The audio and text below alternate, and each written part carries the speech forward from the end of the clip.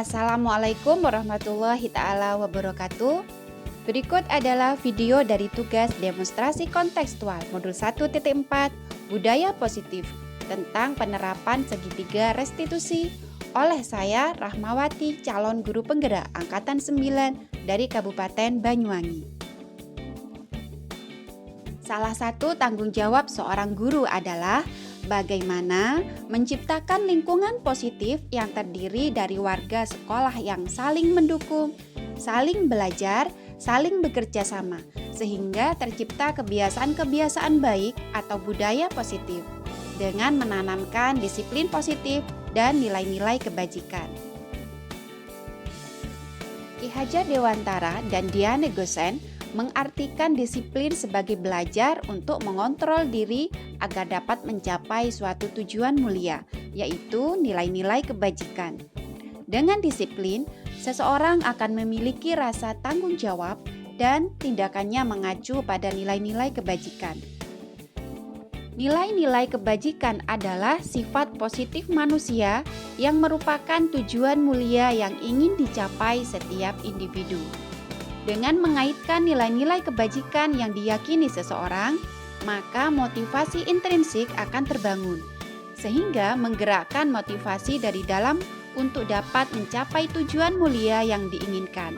Diane Gosen, 1998. Untuk menciptakan disiplin positif dan menanamkan nilai kebajikan pada peserta didik, salah satunya dengan membuat keyakinan kelas.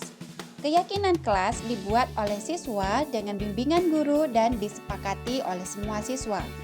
Namun, pada prakteknya, keyakinan kelas yang sudah disepakati pada kondisi tertentu kadang dilanggar oleh peserta didik.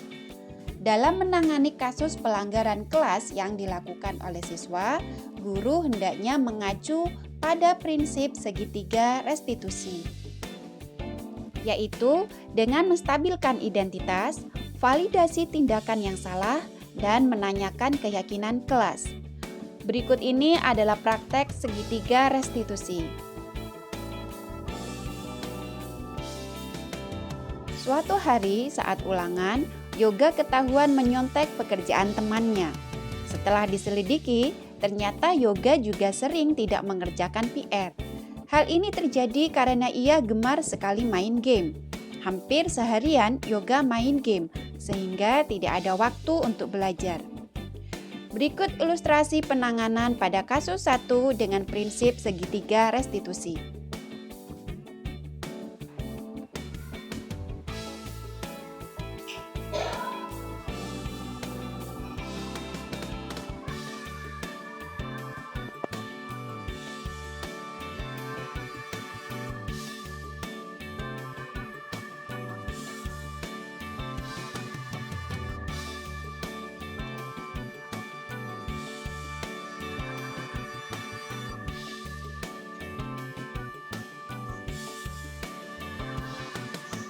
Bu, jangan nyontek. Enggak, Bu.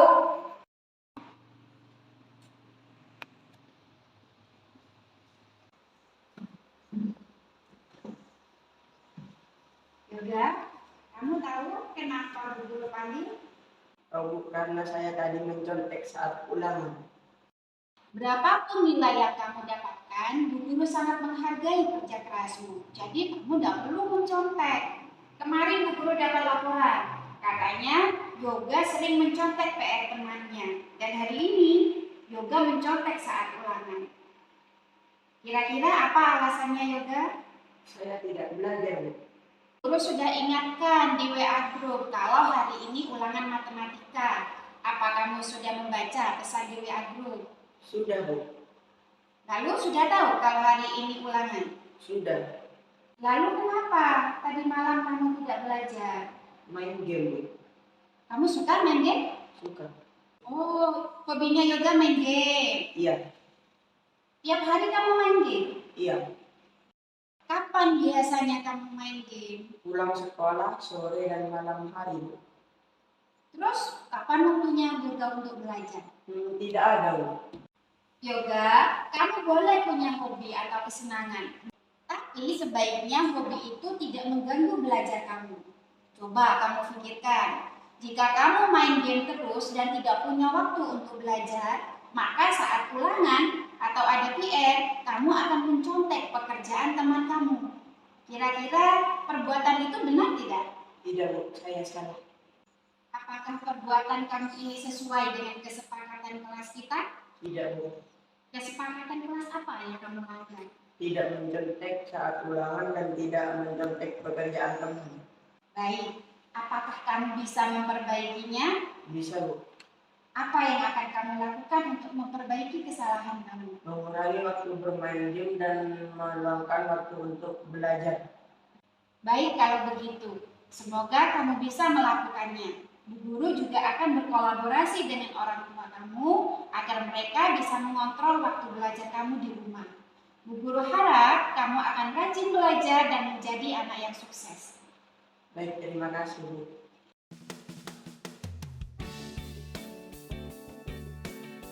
Assalamualaikum warahmatullahi wabarakatuh. Perkenalkan, nama saya Yoga, kelas 6 SD. Terima kasih Bu Guru telah mengajak saya berdiskusi untuk menemukan solusi atas kesalahan saya. Saya tidak akan mencontek lagi dan rajin belajar.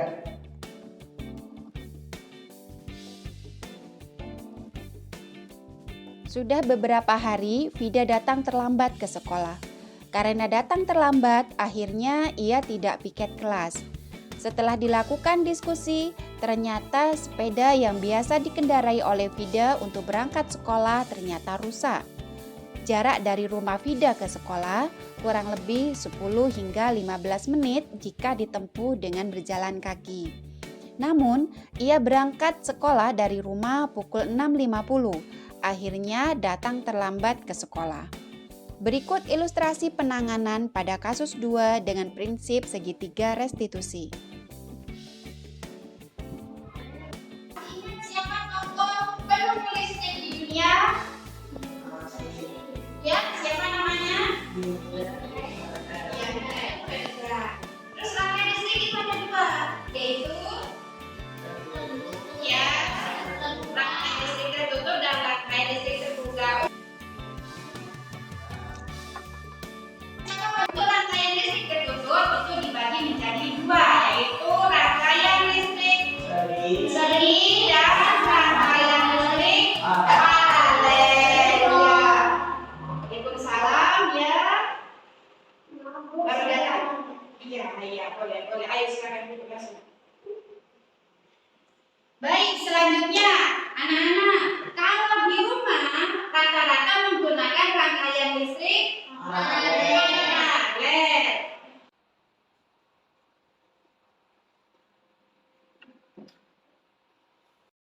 Tidak, kamu Bu Guru panggil karena satu hal.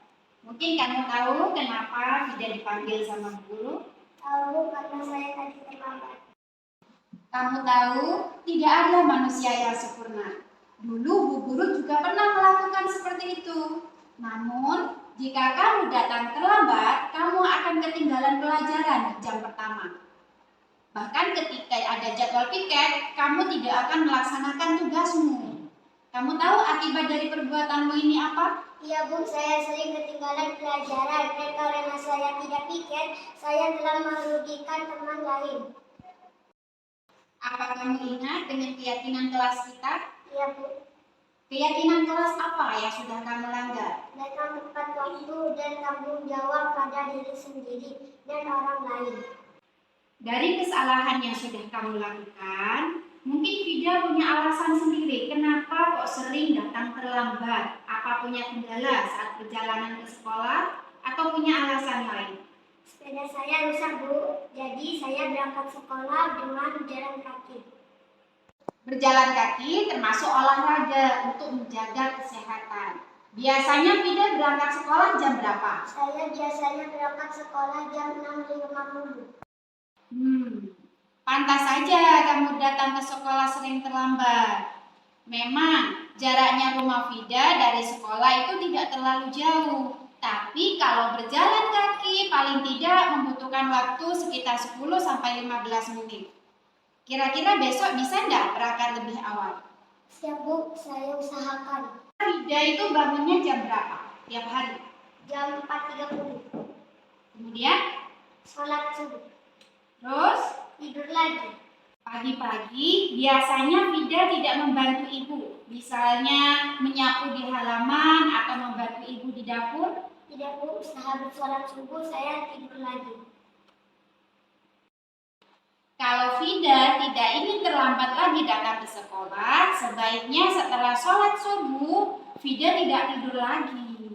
Bagaimana menurut Fida? Siap Bu, mulai besok sehabis sholat subuh saya tidak akan tidur lagi. Yakin kamu bisa? Yakin Bu? Baik, kalau begitu semoga besok Fida tidak datang terlambat lagi. Iya Bu. Baik, kalau begitu Fida boleh pergi dulu. Terima kasih Bu.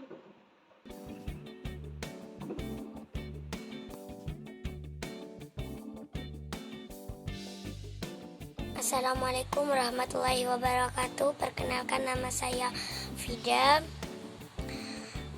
Terima kasih untuk Bu Guru, saya sudah diajak berdiskusi dan mencari solusi permasalahan saya. Saya senang sekali dapat memperbaiki masalah yang saya perbuat dan mempertanggungjawabkannya. Demikian penanganan kasus dengan prinsip segitiga restitusi dari saya. Sekian, terima kasih.